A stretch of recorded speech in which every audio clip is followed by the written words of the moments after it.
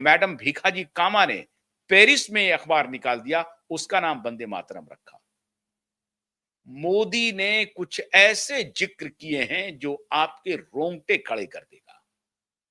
मोदी ने कहा कि बंगाल की एक महिला, जो अब जो बंगाल का डिवीजन हुआ है, विभाजन हुआ है, अब बांग्लादेश हो गया है, सालीवाल जगह का नाम था, वहां की एक महिला ने अपनी चूड़ियां उतार दी।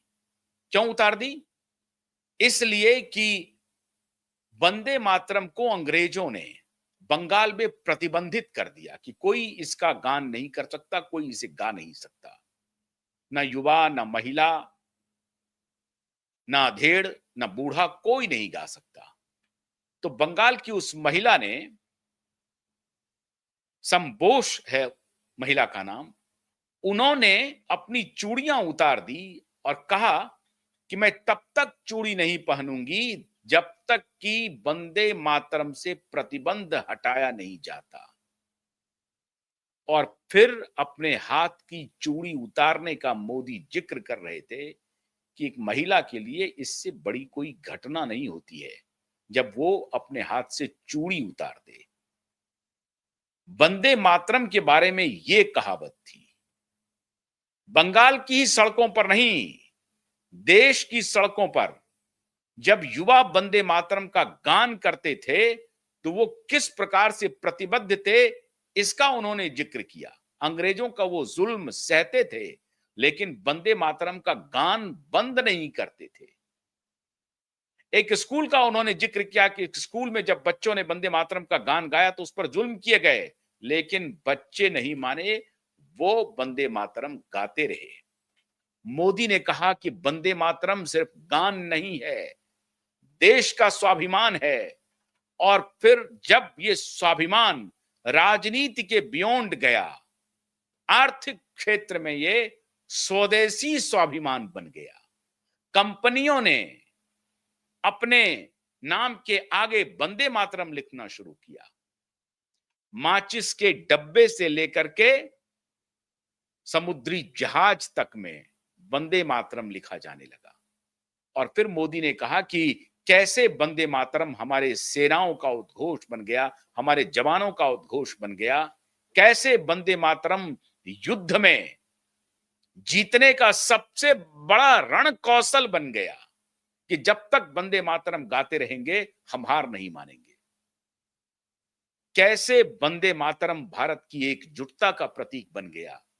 कैसे वंदे मातरम हमें वर्ष से अर्श तक पहुंचाने का प्रतीक बन गया। कैसे वंदे मातरम संघर्ष में, संकट में खुद को विचलित नहीं होने देने का सूत्र बन गया। कैसे वंदे मातरम सफलता की सीढ़ियों पर चलने का सूत्र बन गया और कभी भी कठिन से कठिन रास्ते को हंसते हुए पार करने का सूत्र बन गया वंदे मातरम। इसका जिक्र कर रहे थे मोदी। और मोदी न सिर्फ रविंद्रनाथ टैगोर, बंगाल की उस महिला, वीर सावरकर, गांधी का भी जिक्र किया। और उसके बाद मोदी का जो निशाना था उस पे मोदी आ गए। और तब मैंने आपको कहा कि मोदी ने 50 मिनट में जो तंबू बचा हुआ था वो तंबू विपक्ष का उखाड़ करके फेंक दिया। अब विपक्ष को नया नैरेटिव चुनना पड़ेगा। और मोदी का ये वंदे मातरम राग एक दिन की घटना नहीं है कि पार्लियामेंट में आया और मोदी ने भाषण दे दिया। वंदे मातरम का राग मोदी ने कहा है कि अगले 1 साल तक चलता जाएगा, गाता जाएगा, गाया जाएगा, बजता जाएगा, बजाया जाएगा। वंदे मातरम का ही राग गाया जाएगा अगले 1 साल तक।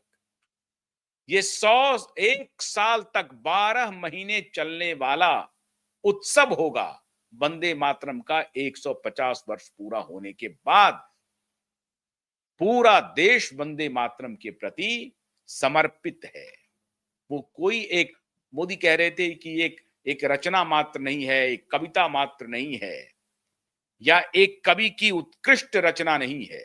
ये ऐसा भाव है जिसमें पूरा भारत समाहित है, जिसमें भारत मां समाहित है। अब वो वसुंधरा की बात कर रहे हैं, अब वो वंदे मातरम के अन्य छंदों की बात कर रहे हैं। अब खाली द्रुमदल शोभनी की बात नहीं होगी, वंदे मातरम में सरस्वती की बात होगी, दुर्गा की बात होगी, काली की बात होगी। और क्यों सरस्वती, क्यों दुर्गा, क्यों काली के स्टांजे को वंदे मातरम से हटाया गया, उस पर अब देश में बड़ी चर्चा आरंभ होगी। पिछले कुछ दिनों से मोदी लगातार भारत और उसके स्वाभिमान को जगाने के लिए ऐसा लगता है कि कमर कस लिया है, कस्में खा ली हैं, और मोदी अब उस रास्ते से पीछे हटना चाहते नहीं हैं। मोदी कह रहे हैं कि दुर्गा और सरस्वती, काली, इनके जो स्टांजा थे, ये जो लिखे हुए थे, ये जो छंद था, इसको क्यों हटाया गया वंदे मातरम से? किसके कहने पर हटाया? 1937 में यही अक्टूबर नवंबर महीने में मोहम्मद अली जिन्ना, मुस्लिम लीग के मोहम्मद अली जिन्ना के आपत्ति के बाद पंडित नेहरू ने जो खत लिखा सुभाष बाबू को, उसमें पंडित नेहरू जिक्र कर रहे हैं कि वंदे मातरम के पंक्तियों पर मुस्लिम इरिटेट हो सकते हैं, और ये प्रतिक्रिया दी है जिन्ना ने, तो हमें इस पर विचार करना चाहिए। और इसको लेकर के कोलकाता में एक अधिवेशन कॉल किया।